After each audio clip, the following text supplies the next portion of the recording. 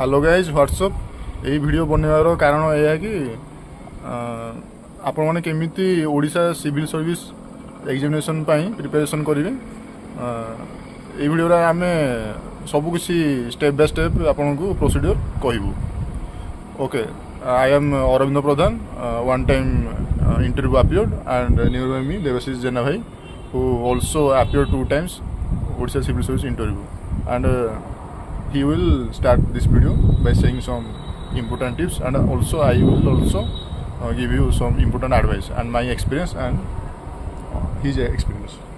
Okay, सब प्रथम start कर जय जगन्नाथ। आम आरंभ करा ओडिशा सिविल सर्विस जानते 3टा फेज रोचे, गोटे प्रिलिमिनारी, गोटे मेन, गोटे गोटे भाइवा पोस्ट। आपन प्रिलिमिनारी ठू मो आरंभ करियो कहूँ। प्रिलिमिनारी 2टा आपन पेपर रोचे, GS1 जी गोटे आपनकर GS2 जोटा CSAT। GS1 रो सिलेबसटा बहुत भास्ट, किंतु आपन को सब सब्जेक्ट पढ़िया किछि माने एता आवश्यक नै। आपन हाई यील्डिंग टॉपिक ही पढ़िबे। फॉर एग्जांपल आपनकर जेमति लैंड फॉर्म आउ आपनकर पंचायत राज इंस्टीट्यूशन एई सब क्वेश्चन बारंबार आसे सब बेले। तो किछटा आपन स्पेसिफिक जगह रू पढ़िले ही आपन देखिबे किछि पिला थिबे, देखिबे से प्रति वर्ष क्लियर करथिबे। आउ देखिबे आपन किछि पिला से प्रति वर्ष से क्लियर करि पारंती। तार कारण ही होउछि जे से माने हाई यील्डिंग टॉपिक पढ़ंती। आ तापर सेकंड दिन होउछि CSAT। CSAT रे टोटल 80टा खंड क्वेश्चन आसीबो। 80टा क्वेश्चन पर क्वेश्चन 2.5 मार्क। हाँ, तो तेणु आपन को OPSC रो CSAT टा रिलेटिवली टिके लेस हार्ड आज कंपेयर टू UPSC। आपण जदि खाली से इंग्लिश पैसेज आउ जो हमरो रीजनिंग रो किछि क्वेश्चन ए सब जदि आपण कर दोजंती, आपण पाखापाखि 34 रु 35टा क्वेश्चन जदि आपण ठीक कर दोजंती, जदि 28टा क्वेश्चन ठीक करले आपण किछि हेइ जिवे, किंतु जदि 35-36 क्वेश्चन भी कर दोजंती आपण क्लियर हेइ जिवे इजिली, किछि बड़ कथा न 80टा रु। तापरे एई प्रोसेस रे आपण प्रिलिमिनरी टू क्लियर करि परबी। तापरे आपण को आछि mains. First thing this is how to start preliminary examination preparation. Can you briefly say? Briefly आपण प्रथमे NCERT रो सबुतक जतक अछि, NCERT पूरा बही आपण पढिया दरकार नै। NCERT रो जीएस तक किंतु आपण जेमति हेले सारिबे, स्पेशली तमिलनाडु NCERT जो तार जीएस तक आपण सारिबे निहाती भाबरे। ता सहित current important event previous year question paper, previous year question paper खाली आम स्टेट BCS न सब स्टेट BCS। आ एबे रो रिसेंट पैटर्न जेतु UPSC स्टाइल रो प्रिपरेशन प्रिलिमिनरी दरकार नै, बहुत हार्ड कलानी, बहुत क्वेश्चन हार्ड। तेनु आपन को UPSC रो प्रीवियस क्वेश्चन पेपर रो सॉल्यूशन को भल से एनालाइज करि पढिया। आ त हेत अलगा स्टेट BCS मध्ये जेमति आपनकर Gujarat state BCS, Punjab state BCS, Chhattisgarh एथ्रु भी जेति रिलेवेंट क्वेश्चन तांकर स्टेट रो क्वेश्चन को छाड़ देबे आपण, कि जेति रिलेवेंट क्वेश्चन अछि आपण सब निहाती भाबरे करिवे। हां, तापर आ गुटे इंपोर्टेंट टिप हला कि 3टा फेज प्रिपरेशन ना इंटीग्रेटेडली आपण करंतु। इंटीग्रेटेड खाली प्रिलिम माने प्रिलिमिनरी सिलेबस अलग, मेन सिलेबस अलग, मेंस ओरिएंटेड प्रिपरेशन करो। से प्रिलिमिनरी रो मु आपन कहली जो प्रिलिमिनरी रो सॉल्यूशन पढिया पे प्रीवियस क्वेश्चन पेपर रो एथमे कहली कि से जिंस आपन आंसर राइटिंग रे भी यूज करि हो मेंस रे GS 1 2 3 4 रे। तो सो प्रिलिमिनरी पे आ कोन बुक लिस्ट कोन आपन तो सेमिति बुक देखंतु आपन सेमिति स्टैंडर्ड बही आपनकर आपन कहली जेमति तमिलनाडु NCERT रो जीस टा आपण सारिबे। तमिलनाडु NCERT रो जी सारला परे तापरे करंट जतो इवेंट अछि हला जे कोनसी गुटे कोचिंग इंस्टीट्यूट रो टेस्ट सीरीज नै करबे। आ मोस्ट इंपोर्टेंट हला previous question paper. Test series आपन को एते इंपोर्टेंट नो काने देखिबे एथरो AI बेस जेमति क्वेश्चन आस्तला को टेस्ट सीरीज भी किछ नथला बेस जानथिबे, किंतु आपन का हाई यील्डिंग टॉपिक जोटा थिला आपन को जेमति पंचायत राज हो, लैंड फॉर्म हो, फ्रीडम स्ट्रगल तादरु किंतु क्वेश्चन आस्तला। आ कटअप पाखापाखि ए वर्ष सेही 53 रु 54 56 एई भली कटअप जाईची, बेसी जाईनी। तेणु आपन सेती कली भी आपन क्लियर करि परिबे, किछ असुविधा नै। किंतु आपन को ऑलमोस्ट 90 एभो तो अटेंड करिया अछि। अटेंड आपन को रिस्क नै कि आपन अटेंड करिया अछि निश्चित भाबरे। अटेंड तो आपन करिवे 100, मु तो कहू 100 टर 100टा 90 100 टर 100टा ही आपन अटेंड करिवे। We are giving this valuable tips because we have that much experience of clearing preliminary examination already going to interview multiple time. ये ऑलरेडी हमरो वर्तमान कहू आगर होउची एटा वर्तमान 6 नंबर अटेम्प्ट, मोर एटा 7 नंबर अटेम्प्ट। तो तेणु आम 6-7 देई सारलु। आम ए वीडियो शेयर कर कारण हला हम जेन्युइन एडवाइस देउ चाहू से आलतू फालतू एडवाइस नाही। कोचिंग इंस्टीट्यूट बहुत तापर आम भी बारंबार यदि फेल्यूर होइछु, जेमति फॉर एग्जांपल मु निज विषय कहूची मोर 2022 प्रिलिम रे होलानी 683 पोस्ट किंतु हेलानी। कारण होउची सेही वर्ष मु मात्र 63टा क्वेश्चन करि गई। 63टा क्वेश्चन मो 33टा क्वेश्चन भूल गेला एमदी कि मो हेलानी। तेणु किछटा फेल्यूर रु मध्ये आपण वैल्यूएबल टिप्स जानि परिबे। किंतु गोटे सजेशन दिया होउची कि जते अधिका क्वेश्चन अटेंड करिवे ଆପଣଙ୍କର chances of clearing prelim is high high yes or no Yes. then any other advice for preliminary examination ଆଉ ଗୋଟେ ଆଡଭାଇସ୍ ହେଉଛି ସବୁବେଳେ ଇଜି କୋଶ୍ଚିନ୍ ତ ଆଗ କରିବେ, ତାପରେ ମଡରେଟ୍ କୋଶ୍ଚିନ୍ କରିବେ, ତାପରେ ହାର୍ଡ କୋଶ୍ଚିନ୍ କରିବେ। ଯେଉଁ କୋଶ୍ଚିନ୍ଟା ଆପଣଙ୍କୁ ବର୍ତ୍ତମାନ ନ ହେଉଛି ମନେକର ତାକୁ ଛାଡ଼ିଦେବେ, ତାକୁ ଆଉ କରିବାକୁ କିଛି ଚେଷ୍ଟା ନାହିଁ।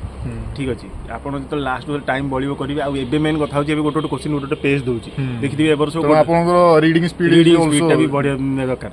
ଆଉ ସତ କଥା କହୁଛି ଏ ବର୍ଷ ପାଖାପାଖି 10ରୁ 15ଟା କୋଶ୍ଚିନ୍ ମୁଁ ପଢ଼ିବାକୁ ସମୟ ପାଇଲିନି, ମାନେ ଏତେ ଏକ୍ସପିରିଏନ୍ସ ପିଲା ହେଇକି ଆମେ ଲାଷ୍ଟକୁ 10ରୁ 15ଟା କୋଶ୍ଚିନ୍ ମୁଁ ପଢ଼ିଲି।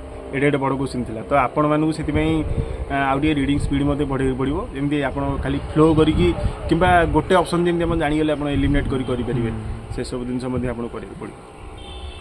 ତାପରେ for we can share the multiple topics, important topics. Multiple important topic first come to modern history. Modern ହିଷ୍ଟ୍ରିର ଆପଣଙ୍କର ଇମ୍ପୋର୍ଟାଣ୍ଟ ଟପିକ୍ ଦେଖନ୍ତୁ ସ୍ପେକ୍ଟ୍ରମ୍ ବହି ସ୍ପେକ୍ଟ୍ରମ୍ ବହି ତ ଆପଣ ନିହାତି ପଢ଼ିଦେଲେ ସେ ସ୍ପେକ୍ଟ୍ରମ୍ ବହି ଗୋଟେ ମଡର୍ନ ହିଷ୍ଟ୍ରି ପାଇଁ। ଆଉ ତା ସହିତ ଓଡ଼ିଶା ହିଷ୍ଟ୍ରିକୁ ତ ନିହାତି ପଢ଼ିବାକୁ ପଡ଼ିବ। ମୋଷ୍ଟ ଇମ୍ପୋର୍ଟାଣ୍ଟ ଥିଙ୍ଗ ହେଉଛି PYQ। ଆମ ଷ୍ଟେଟ୍ BCS ଅଲଗା ଷ୍ଟେଟ୍ BCS UPSC ଏତିକି ଆପଣ କଲେ ଆପଣଙ୍କୁ କିଛି ଟେଷ୍ଟ ସିରିଜ୍ର ବି ଏତେ ଆବଶ୍ୟକତା ନାହିଁ। ଏଇଟା ହେଉଛି ବେସିକ୍, ୟାକୁ ଛାଡ଼ିକି ବାକି ଆପଣ ଟେଷ୍ଟ ସିରିଜ୍ କରିବେ। ଏତକ ଯଦି ନ କରିଥିବେ କିନ୍ତୁ ଟେଷ୍ଟ ସିରିଜ୍ କଲେ ବି କିଛି ଫାଇଦା ନାହିଁ। PYQ is most important. ତାପରେ ଏଇଟା ଗଲା, ଏଇଟା ପ୍ରିଲିମିନାରୀ। ଆଉ କିଛି ହାଇ ଇଲ୍ଡିଂ ଟପିକ୍ ଯେମିତି ଲ୍ୟାଣ୍ଡ ଫର୍ମ ଆମର PRI ଏସବୁ ରହୁଛି, ୟାକୁ ଟିକେ ଭଲସେ ପଢ଼ିବେ। ତାପରେ ଆପଣ ବର୍ତ୍ତମାନ ମେଡିଭାଲ ହିଷ୍ଟ୍ରି ବିଷୟରେ ଟିକେ କହିଦିଅନ୍ତୁ। ମେଡିଭାଲ ହିଷ୍ଟ୍ରିର ସେଇ ଆମର ଯେତିକି ଏମ୍ପାୟାର ସବୁ ଅଛି, ମୁଗଲ ଏମ୍ପାୟାର ଆଉ ଦିଲ୍ଲୀ ସୁଲତାନେଟ୍, ଏଇ ସବୁ ନିଶ୍ଚିତ ଭାବରେ ପଢ଼ିବାକୁ ପଡ଼ିବ। ଆଉ ଆନସିଏଣ୍ଟ ହିଷ୍ଟ୍ରି ବି ଆଉ art and culture B cover କରିଦେଲେ ଭଲ। ଯେମିତି ଆମର ଗାନ୍ଧାର ଆର୍ଟ ସବୁ ରହୁଛି, ଏଗୁଡ଼ା ବି ପଢ଼ିବାକୁ ପଡ଼ିବ। ହଁ, ଦେନ୍ ଜୋଗ୍ରାଫିର land form and map. Map recent କ'ଣ ଇଭେଣ୍ଟ ହେଇଛି, ସେଇଟା କେଉଁ ଜାଗାରେ ହେଇଛି, ମାନେ ମଜାର ଶରୀଫ ଆଫଗାନିସ୍ତାନ। ତାପରେ ରିସେଣ୍ଟଲି ଯେଉଁ ଆମର ଜିଞ୍ଜିଆଙ୍ଗରେ ଜାଣିଥିବେ ଗୋଟେ ଇମାମକୁ ହତ୍ୟା କରାହେଲା, ସେଠି ଗୋଟେ ତକ୍ଲା ମକାନ ଡେଜର୍ଟ ଅଛି। ତ ଆପଣଙ୍କୁ ଏଇ ଉପରୁ ନିଶ୍ଚିତ ଭାବରେ ପକେଇବ। ଓଡ଼ିଶାର ଏବେ ଏଇ କିଛି ଦିନ ଦେଖିଥିବେ ସ୍ପେନ୍ର ଗୋଟେ ଇନଭେଜନ୍ ହେଇ ସେଉଟା ଯେଉଁ ମରକୋର ଯେଉଁ ଗୋଟେ ଏନକ୍ଲେଭ୍ ଅଛି, ଯେଉଁଟା ଆମର ସ୍ପେନ୍ର ପାର୍ଟ, ଯେଉଁଠି ସେଠି ପାଖାପାଖି 1,00,000 ଇମିଗ୍ରାଣ୍ଟ ମାନେ, ତ ନିଶ୍ଚିତ ଭାବରେ ସେଉଟା ଉପରେ ଏଥର କୋଶ୍ଚିନ୍ ଆସିବ। ଓଡ଼ିଶା ଜୋଗ୍ରାଫିରୁ 2022ରେ ବହୁତ କୋଶ୍ଚିନ୍ ଆସିଥିଲା, ତା ପରଠୁ ତେବେ ଆସୁନି। ଗୋଟେ ବର୍ଷ ଆସିଥିଲା, ବେଳେବେଳେ ଆସେ, ଆଉ ସେଟାକୁ ଏତେ ହାଇ ଇଲ୍ଡିଂ କହିହେବନି ସେଟାକୁ।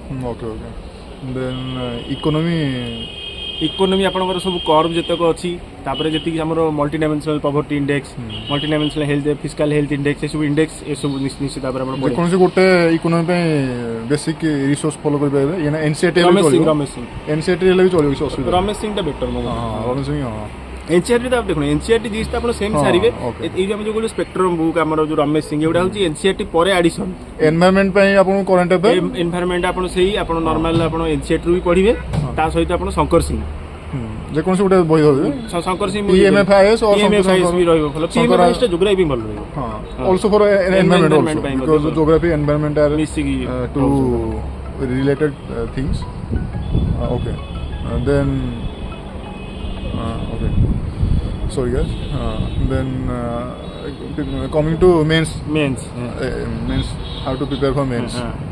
You can share comprehensive by topic wise. First come to the compulsory paper देखନ୍ତୁ। कंपलसरी आगु तो इंग्लिश ओडिया रे बहुत पिला 50% ऊपर पिला फेल होउले। एबे तो एते पिला फेल होना कि तथापि ए वर्ष मु देखिया पाई जे इंग्लिश रे पाखा 20% खंडे फेल हिजन। एने गोटे समथिंग रैंक अराउंड 19 20 और 21 एग्जैक्ट रैंक टा मु कहयौ चाहुनी, मु जानि किंतु कहयौ चाहुनी। OFS रो एग्जैक्ट 19 20 21 एमदी गोटे रैंक गोटे पिला से एथर इंग्लिश रे फेल हिजंती।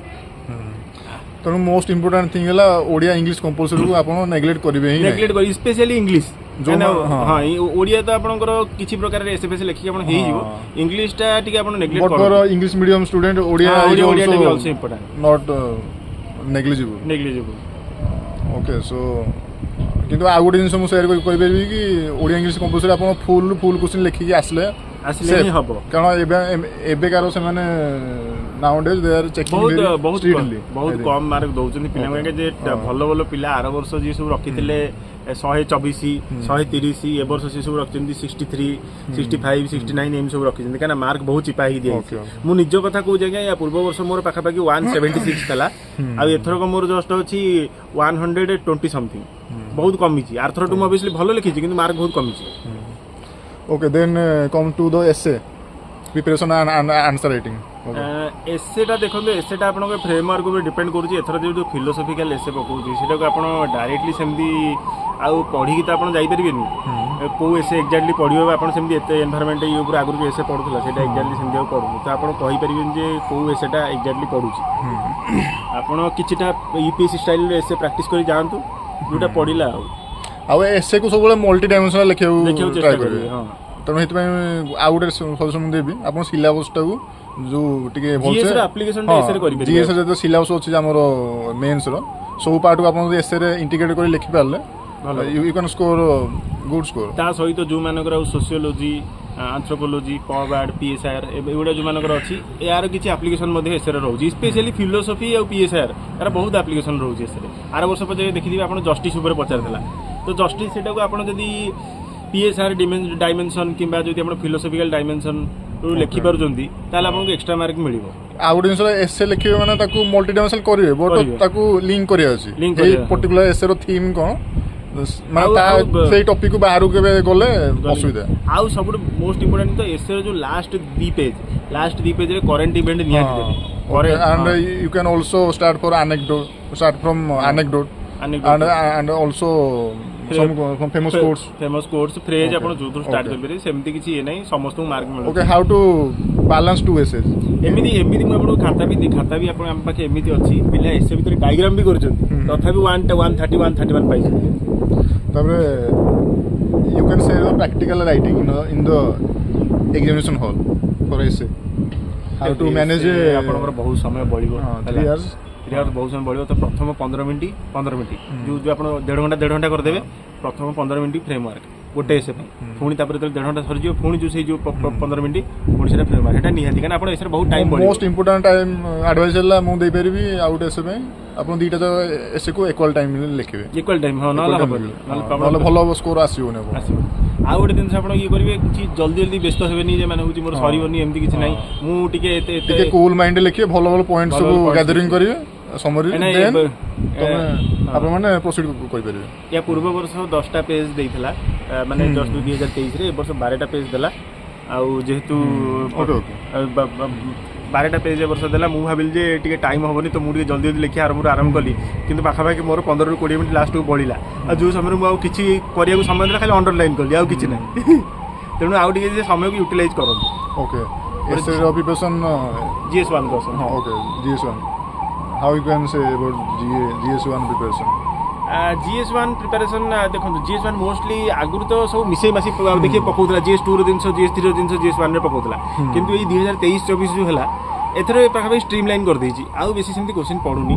ଏହା ଲାଷ୍ଟରେ ଦେଖିଥିବେ ଖାଲି ଓଡ଼ିଶା ସେଣ୍ଟ୍ରିକ୍ ପଡ଼ିଲା ଏ ବର୍ଷ ବି ଓଡ଼ିଶା ସେଣ୍ଟ୍ରିକ୍ ହିଁ ପଡ଼ିବ ତ GS1ଟା ଆପଣ ଟିକେ ଆପଣ ସିଲାବସ୍କୁ ମୋଷ୍ଟ ଇମ୍ପୋର୍ଟାଣ୍ଟଲି ଭଲସେ ଡିପ୍ଲି କଭର କରନ୍ତୁ ଆଉ ସ୍ପେଶାଲି ଓଡ଼ିଶା ପାର୍ଟ ଯେଉଁଟା ଅଛି ଓଡ଼ିଶା ପାର୍ଟଟା ବହୁତ ଭଲ ଭାବରେ କଭର କରନ୍ତୁ। ହଁ ସେଇ ସେମ୍ ଆଉ ଗୋଟେ ଟିପ୍ସ ଦେଇପାରିବି କି ସେ ୟୁପିଏସ୍ସିର GS1 ବି କୋଶ୍ଚିନ୍ ପେପର ଗୋଟେ ଦେଖିଦେବେ ନିହାତି ସେଇ ରିଲେଟେଡ୍ PYQ ତ ନିହାତି ଆପଣ ଦେଖିବେ ସେଇଟା ତ ପ୍ରିଲିମିନାରୀ ବି ମେନ୍ ବି ସବୁ କିନ୍ତୁ ତା ଛଡ଼ା ଓଡ଼ିଶା କଲଚରଟା ଟିକେ ଇମ୍ପୋର୍ଟାନ୍ସ ରହୁଛି। ଓଡ଼ିଶା କଲଚର ଯଦି ଆପଣ ନ ଦେଖିଲେ ଭଲସେ ତାହେଲେ ୱାର୍ଲଡ ହିଷ୍ଟ୍ରିର ତ ଆସିଥିଲା କୋଶ୍ଚିନ୍ ଯୋଉଥର ଫାଷ୍ଟ ଥର ପାଟର୍ନ ଚେଞ୍ଜ ହେଲା ୱାର୍ଲଡ ହିଷ୍ଟ୍ରି ଆମ ସିଲାବସ୍ ଆପଣ ଟିକେ ଦେଖି ଯିବେ ଦରକାର କାରଣ ଗୋଟେ ୱାର୍ଡ ମେନସନ୍ ଅଛି ବଟ୍ ଆସିଥିଲା କୋଶ୍ଚିନ୍ ଆସିଥିଲା ନା ଦିଟା କୋଶ୍ଚିନ୍ ଦେନ୍ ଆଉ କ'ଣ ଅଛି GS1ରେ ସେଇ ତ ଆପଣ ଓଡ଼ିଶା କଲଚର ତାପରେ ଆମର ଓଡ଼ିଶା ସୋସାଇଟି ଓଡ଼ିଶା ହିଷ୍ଟ୍ରି ଓଡ଼ିଶା ଜୋଗ୍ରାଫିଟା ଏଠି ବହୁତ ଇମ୍ପୋର୍ଟାଣ୍ଟ ଓଡ଼ିଶା ଜୋଗ୍ରାଫିରୁ ବହୁତ କୋଶ୍ଚିନ୍ ଆସୁଛି ଆଉ ଇଣ୍ଡିଆନ୍ ହିଷ୍ଟ୍ରି ଇଣ୍ଡିଆନ୍ ଖାଲି ଆପଣ ଫିଜିଓଗ୍ରାଫିକୁ ନ ଦେଖିକି ଓଡ଼ିଶାର ହ୍ୟୁମାନ୍ ଜୋଗ୍ରାଫି ମାଇଗ୍ରେସନ୍ ହେଲା ତାପରେ ଏସବୁ ଜିନିଷ ବି ଦରକାର ପଡ଼ିଲେ ପଚାରିଦେବ କିଛି ଭରସା ନାହିଁ because GS1 syllabus is very vast ଆଉ ତାପରେ GS2କୁ ଆସିବେ ଆମର GS2ରେ ଆପଣ ଦେଖନ୍ତୁ GS2ରେ ମୋଷ୍ଟଲି ଆପଣ ଗଭର୍ନାନ୍ସ ଆଉ ସେକେଣ୍ଡ ଜିନିଷ ସୋସିଆଲ ଜଷ୍ଟିସ୍ ଆଉ ଗୋଟେ ଜିନିଷ ହେଉଛି ଆପଣଙ୍କର ଯେଉଁ ଷ୍ଟାଚୁଟାରୀ ନନ୍ ଷ୍ଟାଚୁଟାରୀ ଆଉ କନଷ୍ଟିଟ୍ୟୁସନାଲ ବଡି ଏଇ ପାର୍ଟରୁ ଆପଣଙ୍କର 60% ସ୍ପେଶିଆଲି କୋର୍ଟ ବି ଦେଇପାରିବେ ତା ସହିତ ଏ ଯେଉଁ important article of the constitution ଆର୍ଟିକଲଟା ମଷ୍ଟ କେଉଁ ପାର୍ଟରେ ଅଛି for high scoring I think then any other tips for GS2? ଆଉ କିଛି ବେଶୀ ଟିପ୍ସ ନାହିଁ ନର୍ମାଲ ଯେମିତି ଲେଖିବା କଥା ସେମିତି ଲେଖିବେ ଆଉ ଟିପ୍ସ ଆଉ ବେଶୀ କିଛି ନାହିଁ GS tour normal You scored one of the highest mark in GS2. ସେଟା 2023 ରେ okay. 23 ରେ ଥିଲା ଏ ବର୍ଷ ଟିକେ କମିଗଲା ମୋର 23 ରେ ମୋର ଭଲ ଥିଲା In that year, you have prepared for GS2? ମୋର ଆକ୍ଚୁଆଲି ଯେହେତୁ ମୋର ଅପସନାଲ ହେଉଛି ପଲିଟିକାଲ ସାଇନ୍ସ ଆଉ ଇଣ୍ଟରନ୍ୟାସନାଲ ରିଲେସନ୍ ମୋର GS2 ପ୍ରିପାରେସନ୍ ଆକ୍ଚୁଆଲି କରିବା କିଛି ଆବଶ୍ୟକ ନାହିଁ ବାକି ଯଦି ଆପଣଙ୍କର ସେଇଟା ନାହିଁ ତ ଆପଣ ନିଶ୍ଚିତ ଭାବରେ ଟିକେ ଦେଖିଦେଇଥିବେ ଆଖି ପକେଇ ଦେଇଥିବେ ଆଉ ଯେଉଁମାନେ PSR ପିଲା ଅଛନ୍ତି ସେମାନେ ଆଉ GS2 ପ୍ରିପେୟାର କରିବା କିଛି ଆବଶ୍ୟକ ନାହିଁ PSR ପୱାର ଦୁଇଟା ଅପସନାଲ ପିଲା ଆପଣଙ୍କୁ GS2 ପ୍ରିପେୟାର କରିବା ଦରକାର ନାହିଁ Odisha related GS2 like ସିଏ ବି ଅଛି PSR ଅଛି Odisha Lokpal Act, ସବୁ ଅଛି ପଲିଟିକାଲ ସାଇନ୍ସ ଇଣ୍ଟରନ୍ୟାସନାଲ ରିଲେସନ୍ ସବୁ ଅଛି Those who have not political science optional or pawar you can separately devote more time to GS2 ତାପରେ ଆସିଯିବା ଆମେ GS3 କୁ ଆସିବା GS3 ଟା ଦେଖନ୍ତୁ ଆର ବର୍ଷର GS3 syllabus is also vast very vast ବହୁତ vast ଆଉ ମାନେ very confusing question ସବୁ confusing question ଆର ବର୍ଷ ଡଚ୍ DGG ମନି ମ୍ୟୁଲ ତାପରେ ଆମର ଯୋଉ petroleum strategic petroleum reserve GS3 question is not a high scoring I think high scoring ନୁହଁ ସେ ପେପର କିନ୍ତୁ but you have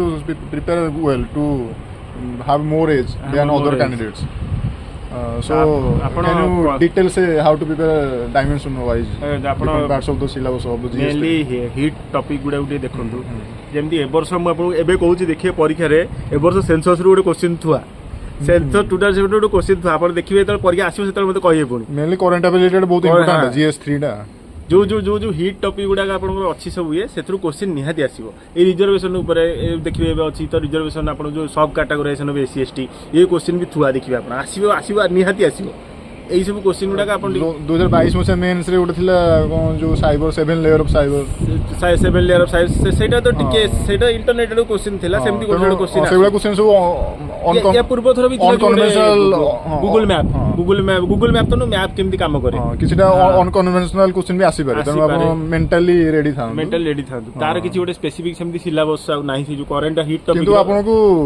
भलो स्कोर करे आपन को स्टैटिक पार्ट तो निहाती कवर करे पड़ो एक्चुअली नोला आपण करंट को लिंक करी लिखि परिबे ना स्टैटिक से तो GS3 स्टैटिक पार्ट टिके कम बट फिर भी अछि कारण एनवायरनमेंट लॉज वगैरह जा सब हां सही बाकी दिन जो कहूँ आर्थर को जो एनवायरमेंट लॉ रो क्वेश्चन टा सेटा GS2 रे पकई दीची हां किंतु आपण माने detailed internal security cover career अछि त इंटरनल सिक्योरिटी गोटे क्वेश्चन थुआ तापर हमर जो science technology environment related modern emerging technology like artificial intelligence related जा भी ए सब निहाती आसी स्पेस टेक्नोलॉजी स्पेस रे आपण आर्थर पड़ता किक्सलर सिंड्रोम आर्थर पड़तला स्पेस इज वेरी इंपोर्टेंट किंतु देखो इसरो और स्पेस एथरु गोटे क्वेश्चन आसीयाटा sure defence related technology like stealth technology आगु आसला पर्सिशन वारफेयर एटा सब और agriculture biotechnology related like precision agriculture and geoinformatics आस्तला 2022 रे हां ए सब दिन से आपण आसी ए सब दिन से टॉपिक आपण को भल से प्रिपरेशन करियो पड़ियो विशेष कर आपण देखो जो जिनसटा ट्रेंडिंग रे अछि हिट टॉपिक अछि 1.5 वर्षर हिट टॉपिक आपण देखि जानतु हला निहाती ता भीतर पाइबो आउ कोन रहिगला GS3 आउ को दिनसटा मु रेकमेंड करबी जदी माने ओडिसा रो जदी मु रेकमेंड करबी कि अछि गोटे ओडिसा प्रेप रो गोटे मैगजीन बाहरुची हला सेटा आपण टिके देखि पारिए भलो कथा आउ तो विजनाइस तो बंद हे जिवो ता PT65 आउ कि लाभ नै ता बदल राउ आइएस रो आपण देखि पारिए जे कोनसी बेसी रिसर्च फॉलो करिवे नि गोटे रिसर्च गोटे भलो जागरो फॉलो करिवे पर्टिकुलर टॉपिक पे गोटे रिसर्च फॉलो करिवे because due to time constraint you have to do answer writing also you have to revise also पुनी ऑप्शनल पढिया रहछि आपण को हां optional score is very important selection optional essay ethics any other suggestion for GS3 आउ GS3 रे काने देखंतु मोर GS3 रे सत कथा मोर के भलो मार्क रहउनी मैं या पूर्व थर 88 ता पूर्व थर भी 105 थला एंदी जे के गोटे भलो मार्क गोटे GS3 रे मोर निजर तो रहउनी माउ कोन कहि आपण okay we can proceed to the next paper of ethics GS4 ethics as far as my knowledge I can share because ethics रे तो जोडे क्वेश्चन छाडी की भी तमरो 128 ना केते पाखा बाकी थिला प्रीवियस थोर मेल हेला आ एथरो तो स्ट्रीट मार्किंग हेला बट फिर भी मोर भलो मार्क थिला 99 बट ऑलमोस्ट समस्त को सही समान रेंज थिला mark even topper have score that आसपास टॉप मैक्सिमम मार्क सही 116 120 भीतर जाई बेसी जाई you have to follow resource for resource I can say you have to follow any resource you any देखो जो कीवर्ड आपन अछि एथिक्स रो कीवर्ड बहुत इंपोर्टेंट कीवर्डटाକୁ ଅଥର କହିଥିଲେ ଫର୍ ଏକ୍ଜାମ୍ପଲ୍ ଆମେ ଜାଣିଛୁ ଗୋଟେ ବାଉଣ୍ଡେଡ୍ ରାସନାଲିଟି ମନେକର କହୁଛି ତ ଆପଣ ସବୁ ପିଲା ସେଠି ବାଉଣ୍ଡେଡ୍ ରାସନାଲିଟିର ଡେଫିନେସନ୍ ଲେଖିଦେବେ କିନ୍ତୁ ଆପଣ ଯଦି ସେଇ ଜାଗାରେ ରଖିବେ ଯେ ବାଉଣ୍ଡେଡ୍ ରାସନାଲିଟି ସଜେଷ୍ଟେଡ୍ ଅର୍ ଗିଭେନ୍ ବାଇ ହବର୍ଟ ସାଇମନ୍ ଏତିକି ଜିନିଷ ଆପଣ ଲେଖିଛନ୍ତି ସେଇଠି ଆପଣଙ୍କୁ 2 ମାର୍କ ଏକ୍ସଟ୍ରା ମିଳିଗଲା କାରଣ ସେ ଏକ୍ଜାମିନର ଜାଣିଲା ଯେ ଆପଣଙ୍କୁ ଏଇ ଥିଓରିଟା କିଏ ଦେଇଛି ତ ନିହାତି ଭାବରେ कीवर्ड ସହିତ ସେ कीवर्डଟା କିଏ ଦେଇଛି ସେଇଟା ମଧ୍ୟ ଆପଣ ଜାଣନ୍ତୁ এটা ବହୁତ ইম্পর্টেন্ট জিনিস then for resource I can say you can rely any of the coaching institute any coaching institute র ইয়ে because for ethics I can't recommend any সেমিতি book. কিছু স্পেশাল কোশ্চিন ନାହିଁ এথিক্স ର ହେଲା କୁଆଡୁ ବି ଆସିପାରେ Okay, so କୁଆଡୁ ବି ଆସିପାରେ but ଆପଣ syllabus କୁ ଭଲସେ basic way ରେ cover କରିବା ଅଛି and try to write more examples. Example ହଁ ସବୁ ଜାଗାରେ ଏକ୍ଜାମ୍ପଲ ଦେବେ ଆଉ ଯୋଉଠି ଆକ୍ଟ ଫାକ୍ଟ ପଡିଛି ଯୋଉଠି ମାନଙ୍କର ତାର ଲେଖୁଛନ୍ତି ପ୍ରୋଭିଜନ ସେଠି ଏକ୍ଜାମ୍ପଲ ଯଦି ବି ନ ଦଉଛନ୍ତି ତାର ପ୍ରୋଭିଜନର ଏକ୍ଜାକ୍ଟ ଇଏଟା ଦିଅନ୍ତୁ ଯେମିତି ମାନେ ମାନଙ୍କର ଏନଭାରମେଣ୍ଟାଲ ପଡିଛି ତ ଆପଣ ସେଠି ପୁରା ଦେବେ ପୁରା ଯୋଉ କେତେ ଆମର ଅଛି 51 ନା କେତେ ଅଛି ନା କଣ ଯୋଉ ଇଣ୍ଟରନ୍ୟାସନାଲ 53 ଆର୍ଟିକଲ ସେଠି ପୁରା ଏକ୍ଜାକ୍ଟ ଦିଅନ୍ତୁ ପୁରା ହଁ ତାପରେ ଏଥିକ୍ସ ପାଇଁ ଆଉ କଣ ହେଇପାରେ ଭଲ ଟିପ୍ସ ଆଉ ଟିପ୍ସ ହଉଛି ଗୋଟେ ଜିନିଷ ସେଟା ଆପଣ ଟିକେ କଷ୍ଟ ହବ ଏଟା ବ୍ରାହ୍ମଣ ପିଲାଙ୍କ ପାଇଁ ଏଟା ସୁବିଧା ସାଂସ୍କ୍ରିଟ ଶ୍ଲୋକ yes ଭେରି ମାନେ ନନ୍ ଭାଇଲେନ୍ସ ପଚାରିଛି ଅହିଂସା ପରମ ଧର୍ମ ହେଲା ଆଉ ଯେମିତି ଗୋଟେ ଯୋଉ ଥାଏ ଯୋଉ ଏଦା ହିଦାଇ ଧର୍ମସ୍ୟ ଗ୍ଲାନିର୍ଭବତି ଭାରତ ଏଇ ଜିନିଷ ଯଦି ଆପଣ ଲେଖିପାରୁଛନ୍ତି ମନେ ରଖିବା କଷ୍ଟ ହବ କିନ୍ତୁ ଯଦି ଆପଣ ଲେଖିପାରୁଛନ୍ତି ପରୀକ୍ଷାରେ ନିଶ୍ଚିତ ଭାବରେ ବଢିଆ ମାର୍କ ଆପଣଙ୍କୁ ଡେଲି ବି ନ୍ୟୁଜ ପେପରରେ ବି ଆପଣ ଦେଖିବେ ନୂଆ ନୂଆ ଏକ୍ସାମ୍ପଲ ଇମ୍ପୋର୍ଟାଣ୍ଟ ଦେଖନ୍ତୁ ଏତେ ଏକ୍ସାମ୍ପଲ ଆପଣ ମନେ ରଖିପାରିବେ ଦେଲେ I think you have an edge over other candidate but ସବୁ ଏକ୍ସାମ୍ପଲ ଆପଣ ମନେ ରଖିପାରିବେନି କିନ୍ତୁ ମୁଁ ଇଏ କହିବି ସଜେଷ୍ଟ କରିବି ଆପଣ ସାଂସ୍କ୍ରିଟ ଶ୍ଲୋକ କୋଉ ଜାଗାରେ ଗୋଟେ ପାଉଛନ୍ତି ଗୋଟେ ଇଏରୁ ସାଂସ୍କ୍ରିଟ ଶ୍ଲୋକ ପ୍ଲିଜ୍ ଲେଖିବାକୁ ଟ୍ରାଏ କରନ୍ତୁ ମହାଭାରତ ରାମାୟଣ ଆମ ଯେତିକି ଆମର ଇଣ୍ଡିଆନ୍ କଲଚର ଯେତିକି ଜିନିଷ ଅଛି ବୁଦ୍ଧିଜିମ୍ ଜୈନିଜିମ୍ ଯାହା ବି ତାକୁ ଟିକେ ଡିପ୍ଲି ପଢ଼ନ୍ତୁ କାହିଁକିନା ତାର ଆପ୍ଲିକେସନ୍ ବହୁତ ରହୁଛି ଆଉ ସେମାନେ ଏଥିକ୍ସରେ ସେଇମାନେ ଭଲ ମାର୍କ ପାଆନ୍ତି ଯେଉଁମାନେ ଆମ ଇଣ୍ଡିଆନ୍ କଲଚରଟାକୁ ଭଲସେ ଇମ୍ପ୍ଲିମେଣ୍ଟ କରିପାରନ୍ତି Okay, now we can share about our ethics answer rating according to new pattern of because this year ethics paper is one of the lengthiest paper ଦେଖନ୍ତୁ ଆପଣଙ୍କୁ ନର୍ମାଲ ଜିଏସ୍ କ୍ୱେଶ୍ଚିନ୍ ରେ ଆପଣଙ୍କୁ ଯୋଉ 20 ମାର୍କିଆ ଏଥିରେ ଆପଣଙ୍କୁ 4 ପେଜ ଦେଇଥାଏ ଏଥିକ୍ସ ରେ ଆପଣଙ୍କୁ ସେଟା ହେଉଛି 5 ପେଜ ଆଉ ନର୍ମାଲ ଯୋଉ ଆପଣଙ୍କୁ 15 ମାର୍କିଆ ଯୋଉଟା ସେଠି ହେଉଛି 3 ପେଜ ଏଥିକ୍ସ ରେ 4 ପେଜ ତ ଏଥିକ୍ସ ରେ ଆପଣଙ୍କୁ ଅଧିକା ଲେଖିବାକୁ ପଡିବ ତ ଆପଣ ହାତ ଟିକେ ସ୍ପିଡ ରହିବା ଦରକାର ନହେଲେ ପେଜ ଫିଲଅପ ହବନି ମାର୍କ କମିବ ହଁ ଇମ୍ପୋର୍ଟାଣ୍ଟ ତ ପେଜ ଫିଲଅପ କରିବାର ଅଛି but it's not bound that you have to bound କିନ୍ତୁ କଲେ ଆପଣଙ୍କୁ ଅଧିକା ମାର୍କ ମିଳିବ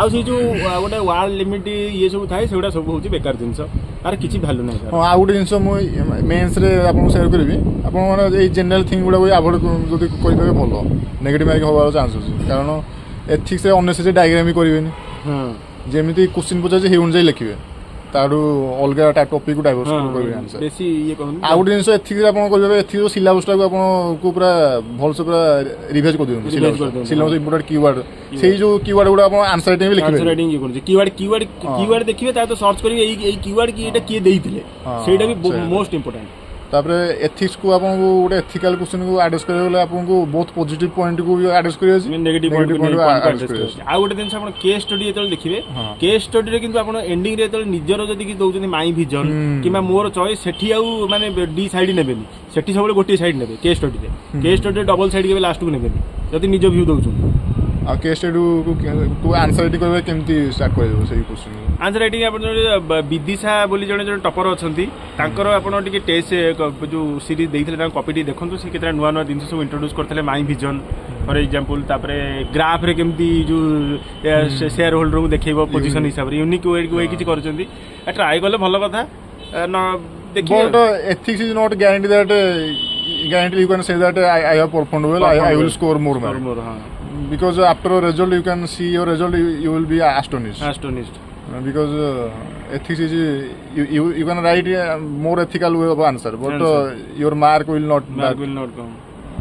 That is the main issue. But any other ethics? Any other say ତ ମୁଁ କହିଲି ଆମର ଯୋଉ ଯେମିତି ଆମ ଇଣ୍ଡିଆ ମୋଷ୍ଟ ଇମ୍ପୋର୍ଟାଣ୍ଟ ହେଲା ଏଥିକ୍ସ ଆପଣ କ୍ୱେଶ୍ଚିନ୍ ପେପର ସବୁ ସାରିବାର ଅଛି କାରଣ ଏଥିର ମାନେ ଆପଣଙ୍କ ରିଡିଂ ସ୍ପିଡ୍ ହଁ ଆପଣଙ୍କର କ୍ୱେଶ୍ଚିନ୍ ର କମ୍ପ୍ରେhension और रीडिंग स्पीड को बहुत जल्दी माने स्पेशली जो एई वर्ष जो पढितला एथिक्स क्वेश्चन एई वर्ष पूर्व वर्ष भी थिला बहुत लेंथी पकेतला 2022 टा टी शॉर्ट थिला बट 23 24 सेही बलिया 5 पेज 4 पेज सेमते देई आपन पेज फिल अप करियर अछि सब करियर अछि आपन बहुत जल्दी पढियर अछि ता विथ जल्दी बुझी कि ताको आंसर करियर अछि माइंड रे फेमर करियर अछि okay then come to the सल्ला तो आपन आ ऑप्शन विषय हमें एति कहि परिउ ଅପସନାଲଟା ଆମେ ଆଉ ଗୋଟେ ଭିଡ଼ିଓ ବନେଇବୁ Okay, ଅପସନାଲ ଆମେ ଆଉ ଗୋଟେ ଭିଡ଼ିଓ ବନେଇବୁ ଆଉ କ'ଣ କହିବେ ଓଭରଅଲ୍ ମେନ୍ସ ପାଇଁ ଆନ୍ସର? ଓଭରଅଲ୍ ମେନ୍ସ ପାଇଁ ମୁଁ କହୁଛି ହାତ ଟିକେ ଆପଣ ସ୍ପିଡ୍ କରନ୍ତୁ ହେଲା ହଲି ଦହଲି ବସିକି ଇଏ କରନ୍ତୁନି ଆଉ କୋଶ୍ଚିନ୍ ଯଦି ଯୋଉ ଦେଖୁଛନ୍ତି ଯୋଉ କୋଶ୍ଚିନ୍ ଆପଣ ପଢ଼ିବେ ମ୍ୟାକ୍ସିମମ୍ ହାର୍ଡଲି 30 ସେକେଣ୍ଡ 30 ସେକେଣ୍ଡରୁ ଅଧିକା ଆପଣ କୋଶ୍ଚିନ୍ ପଢ଼ନ୍ତୁ ପଢ଼ିଲେ ଆପଣଙ୍କ ଲସ୍ ହେଉଛି। ତାପରେ ଆଉ ଗୋଟେ ଜିନିଷ ହେଲା ଆପଣ ଯେଉଁ ହେଇ ସେମ୍ ଜିନିଷ ଏମିତି ପ୍ରିଲିମିରେ ଯେମିତି ଥିଲା ଆପଣଙ୍କ ଷ୍ଟ୍ରାଟେଜି ଯେମିତି ଇଜି କୋଶ୍ଚିନ୍ ଏଥିରେ ବି ମେନ୍ସ ବି କରିପାରିବେ ବଟ୍ ଆପଣ ଜଲ୍ଦି ଜଲ୍ଦି ସେଇ ଇଜି କୋଶ୍ଚିନ୍ ଲେଖିକି ସାରିଦେବେ ତାହେଲେ କ'ଣ ଆପଣ chances of scoring marks is high and then you can proceed to moderate level question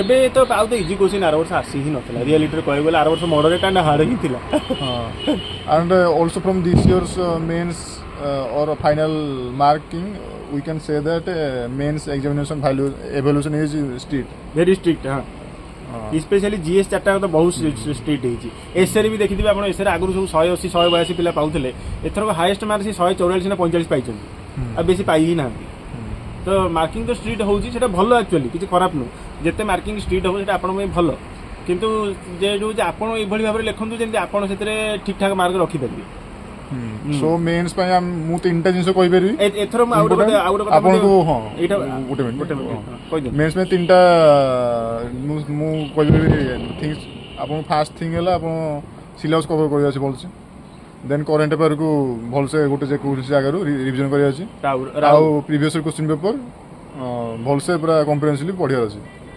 ଆଉ କ'ଣ ହେଇପାରେ ଆଉ ଅଲଗା ଆଉ ଆନ୍ସର ରାଇଟିଂ ଯେକୌଣସି ଗୋଟେ ଆପଣ ଘରେ ଚାହିଁକି ଆନ୍ସର ରାଇଟିଂ କରିପାରିବେ ଅନଲାଇନ୍ और ऑफलाइन कोचिंग इंस्टीट्यूट मो मत जो फुल लेंथ टेस्ट दबा अपेक्षा आप जो शून्य आएस कि जो आस एड सारथी तार डेली डेली आंसर राइटिंग से करूँ कहीं कंसिस्टेंसी इज द की आप डेली जब जोड़ा आंसर लिखुं आउ गोटे पिलाटे 20 दिन बसिक खाली टेस्ट सीरीज लिखिला फायदा आपको ही हम कहीं आप सबुद लिखुं से पिला के फायदा हेनी एक्चुअली ओवरऑल कहବାକୁ ଗଲେ ଆପଣଙ୍କୁ ଇଣ୍ଟିଗ୍ରେଟେଡ୍ ୱେରେ ପଢ଼ିବାକୁ ପଡ଼ିବ କାରଣ ଇଣ୍ଟିଗ୍ରେଟେଡ୍ ୱେରେ ନ ପଢ଼ିଲେ କାରଣ ସେଇ ପ୍ରିଲିମିନାରୀ ନଲେଜ ଆପଣଙ୍କୁ ମେନ୍ସରେ ବି ହେଲ୍ପ କରିବ and also from interview question they are also asking from data type of question direct that also helps you and for optional ଆମେ ଆଉ ଗୋଟେ we can make another video and for interview can you interview भी मैं आ गोटे video बने okay thank you guys जय जगन्नाथ।